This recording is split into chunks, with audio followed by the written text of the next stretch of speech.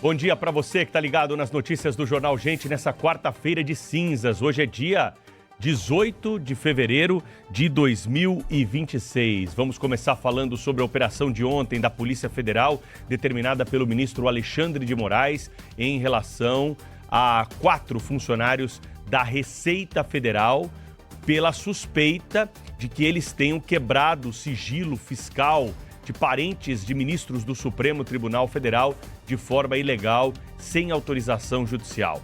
Em termos institucionais e jurídicos, o ponto central é o princípio da imparcialidade. No Brasil, ministros do STF devem observar regras previstas na Constituição, no Código de Processo Civil, sobre impedimento e suspeição. Vamos voltar a falar sobre isso.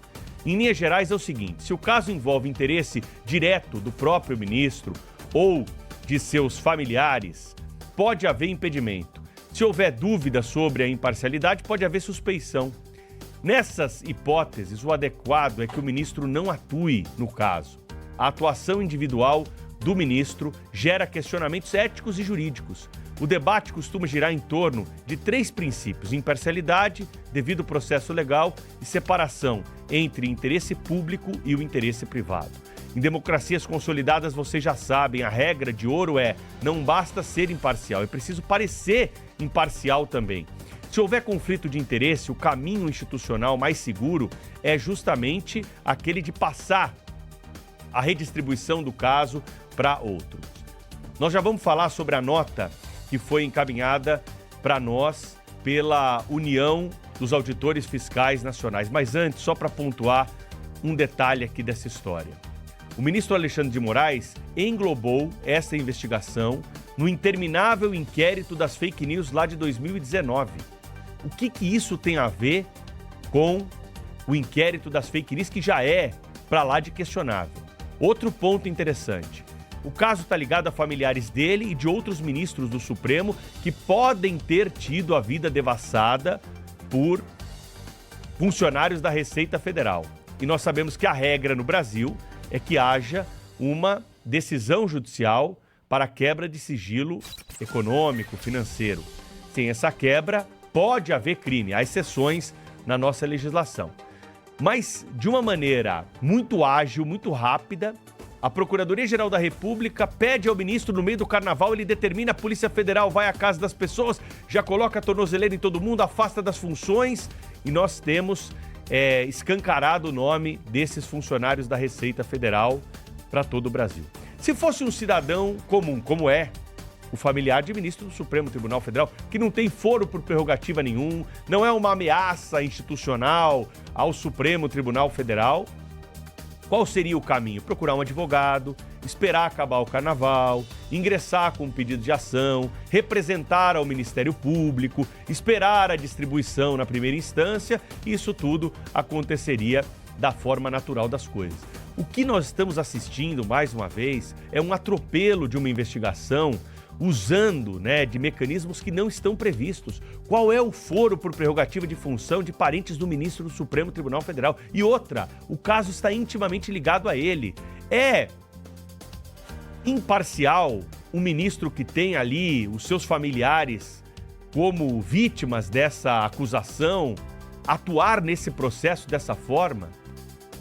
Nós não sabemos o que aconteceu, esperamos que os funcionários, se fizeram isso, sejam punidos se não agiram dentro da lei.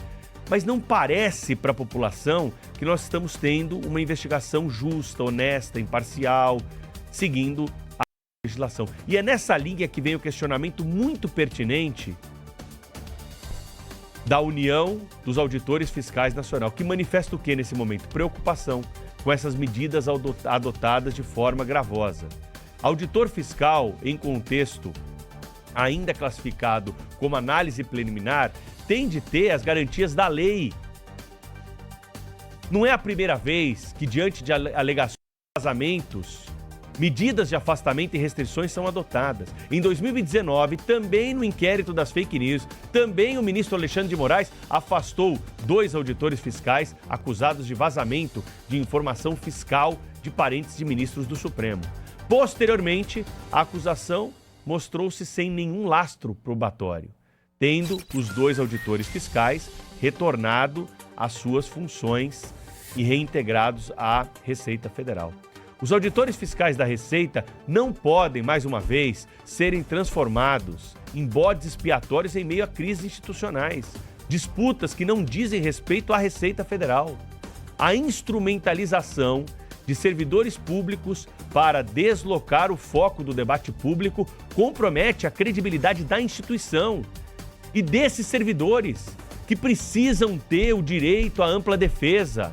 Isso enfraquece o Estado de Direito. Percebam que não se trata de proteger quem cometeu o crime, mas pontuar como essa investigação está sendo feita de maneira torta, rasgando o regimento interno do Supremo, rasgando a legislação infraconstitucional e rasgando até mesmo a Constituição Federal, o que é mais grave. Nós precisamos dar um basta a esta postura de ministro do Supremo Tribunal Federal que acha que pode tudo. Depois é chamado de ditador e aí não gosta. Mas se assemelha muito esse comportamento ao de um absolutista. Aquele que não respeita as regras, que passa por cima das regras numa velocidade incrível. E repito aqui, a Procuradoria-Geral da República tem prestado um desserviço tremendo, porque não age quando tem de agir e age errado. Qual o sentido de encaminhar isso para o Supremo Tribunal Federal?